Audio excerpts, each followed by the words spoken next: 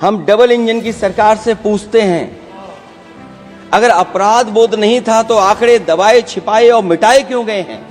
महाकुंभ हादसे के लिए जिम्मेदार लोगों पर घोर दंडात्मक कार्रवाई हो। जिन्होंने सच छिपाया है उनको दंडित किया जाए। कि जहां लाशें पड़ी रही हों, न जाने कितनी चप्पलें पड़ी थीं, न जाने कितनी चप्पलें पड़ी थीं, न जाने कितने कपड़े पड़े थे, महिलाओं की साड़ियां थी, कपड़े थे, लेकिन उनको कैसे उठाया गया? उन सबको उठाया गया जेसीबी मशीन से। मुझे कभी कभी ये लगता है कि प्रधानमंत्री जी जितना अपने लोगों को ध्यान दे करके समझाते हैं, इतना ये समझते ही नहीं है। प्रधानमंत्री जी उद्घाटन करके गए, पानी बरस गया, बुंदेलखंड बह गया, एक्सप्रेस वे बह गया। नहीं, अध्यक्ष महोदय, नहीं, अभी एक अध्यक्ष महोदय, मैं आपका धन्यवाद देता हूं कि आपने मुझे महामहिम राष्ट्रपति जी के अभिभाषण पे बोलने का मुझे समय दिया है।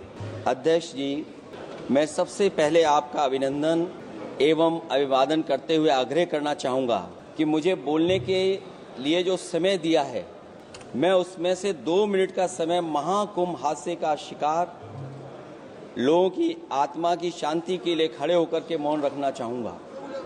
अगर किसी अन्य को भी सच्चे मन से मृतकों के प्रति सच्चा भाव है तो वो भी हमारे सांसदों के साथ खड़ा होकर के ये मौन श्रद्धांजलि अर्पित कर सकता ये है। माननीय सदस्य, अध्यक्ष महोदय, अगली लाइन अध्यक्ष महोदय, ये विषय अध्यक्ष महोदय, आप सीनियर लीडर हैं। अध्यक्ष महोदय, ये अधिकार आपका है। कभी नहीं रही।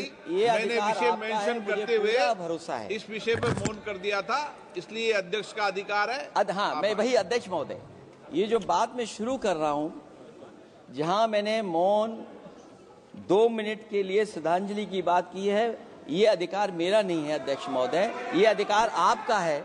मुझे पूरा भरोसा है आप पर कि जब अभिभाषण की चर्चा खत्म हो रही होगी उस समय 2 मिनट का मौन श्रद्धांजलि जरूर दी जाए जो श्रद्धालुओं की जान गई है। नहीं, अध्यक्ष महोदय, नहीं, अभी एक मिनट, आप लोग कुछ मत बोलो। नहीं, कुछ नहीं। अध्यक्ष महोदय, अभी तो अध्यक्ष महोदय मैंने बात शुरू नहीं की है, और जिन लोगों को तकलीफ है और जिनको दुख होना चाहिए उनके बारे में मैं, हालांकि वो बात मैं बाद में कहना चाहता था महाकुंभ के बारे में, लेकिन अध्यक्ष महोदय क्योंकि बहुत सारे माननीय सदस्य ये सुन नहीं सकते हैं, इसलिए मैं बात वहीं से शुरू करता हूं।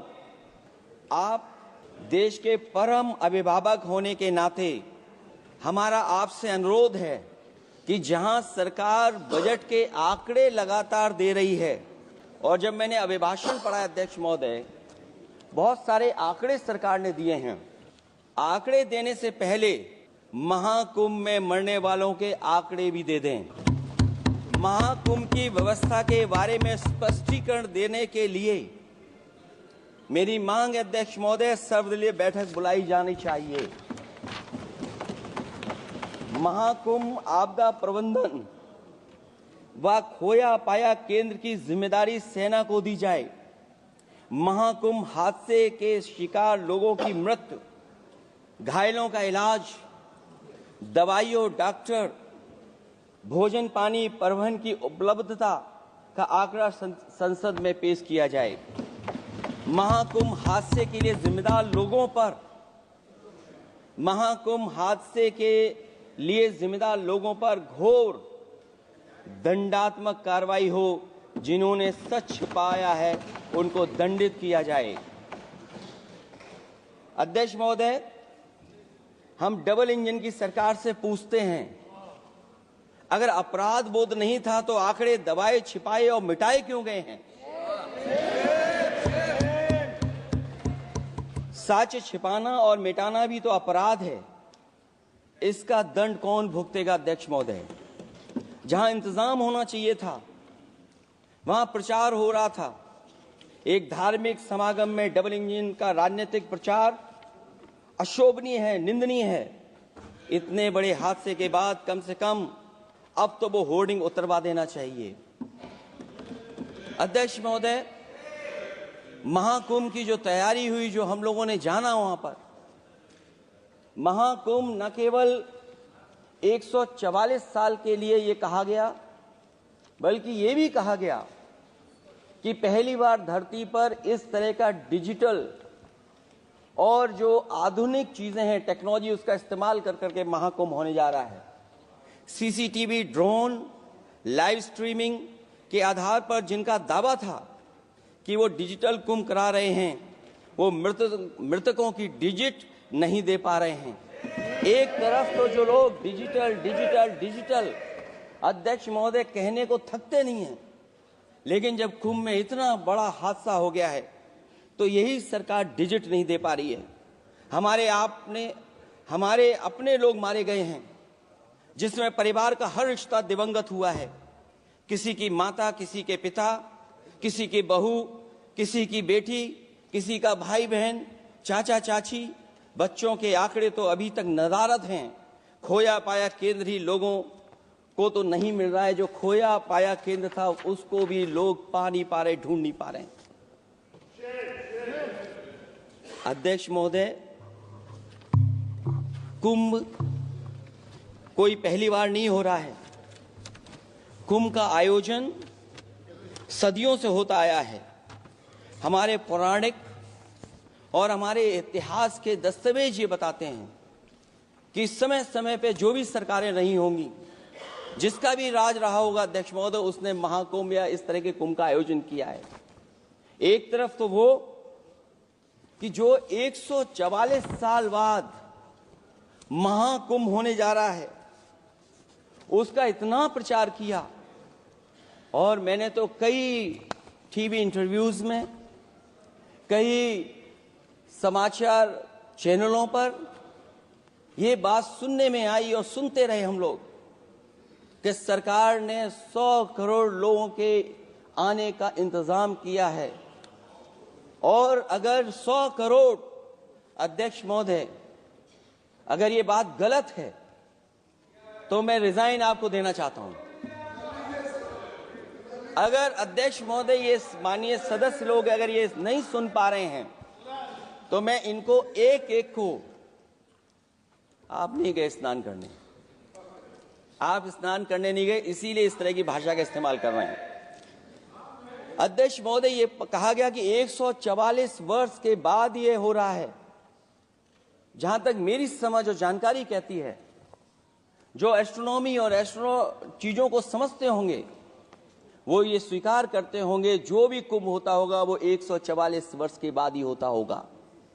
लेकिन ये कहा गया कि नक्षत्र ऐसे हैं, तो मैं अध्यक्ष महोदय सरकार से कहना चाहता हूं कि सतयुग से लेकर के कलयुग तक ये सनातन परंपरा रही है कि संत, महात्मा, साधु समाज मुहूर्त के हिसाब से शाही स्नान करते हैं। उसमें नक्षत्रों के हिसाब से जो सहयोग बनता है वही शाही स्नान का मुहूर्त होता है। लेकिन भाजपा के राज में ये सनातन परंपरा टूट गई। पहले सरकार ने संत समाज को शाही स्नान रद्द करने का आदेश दिया, जिससे अनादिकाल की सनातन परंपरा टूटी। और फिर जब देश भर में ये बात उठी, तो उन्होंने हादसे को छिपाकर फिर से आदेश दिया कि अखाड़े शाही स्नान करने जाएं। इससे सरकार ने पावन मुहूर्त के स्थान पर अपने मनमाने समय पर स्नान कराने का आदेश दिया। बात उस दिन या तिथि की नहीं होती है, बल्कि निश्चित मुहूर्त काल की होती है। ये सनातन परंपरा तोड़कर इन लोगों ने अच्छा नहीं किया। और ये क्या परंपरा टूटी है कि नहीं टूटी है, मैं समझता हूं अध्यक्ष महोदय मुझसे बेहतर सामने वाले ज्यादा जानते होंगे इसके बारे में। और जो लोग, अध्यक्ष महोदय, जो हम लोगों ने देखा वहां पर, लोग पुण्य कमाने आए थे और अपनों के शव लेकर के गए हैं। चमत्कारी करिश्मा तो ये हुआ है, श्रद्धालुओं के शव मिल गए थे, पर सरकार स्नान करने वाले मरने वालों की बात स्वीकार नहीं कर रही थी। और इससे ऊपर ये बात जो वहां पर और हुई अध्यक्ष महोदय, जब ये जानकारी हो गई कि कुछ लोगों की जान चली गई, लाशें हैं जो मोर्चरी में पड़ी हैं, अस्पताल में पड़ी हैं, उसके बाद सोचिए सरकार क्या कर रही है।